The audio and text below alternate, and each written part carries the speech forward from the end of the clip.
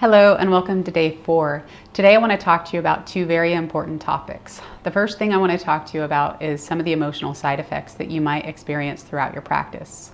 If you experience any type of emotional upset like anger or sadness or even laughter, feelings of joy, anything like that, it's completely normal. Why this happens is because as we go throughout life, memories and emotions are stored in the body. Emotions actually translates into energy in motion. It's energy that is meant to pass through our systems as we experience it. What happens, however, is that it gets absorbed by the body. So it is absorbed by the muscles. And as you practice, these energies begin to set free. This is exactly what you want, because as you release these energies, you're releasing dis-ease and disease. So you're healing. So all of this is good. It's totally normal. Just experience the energies and keep going.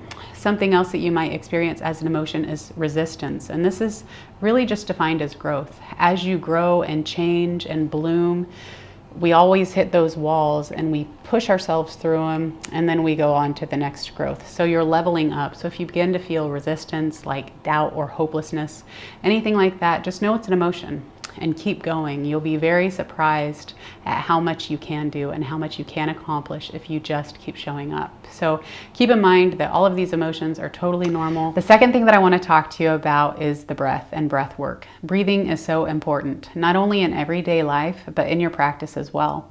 The reason it's so important because the breath and the mind are very connected. They're like two sides of the same coin. You can reflect on this a little bit by looking at times in your life when you might have felt stressed out or anxious and how your breath responded. Once you gain control of the breath and exercise the breath with your practice, you'll begin to learn how to live peacefully all the time. This is something we're going to implement throughout the practice. And as you develop this breath and your breathing with the movements that we do, you'll have a very powerful relationship with your breathing. Another thing I want to explain to you is that as we create tension in the body, we're releasing that tension through the breath. So we're using the breath as a vehicle to release the tension. So that's another reason why breathing is so very important. Now we're going to get started with a breathing exercise called Robbins Breath.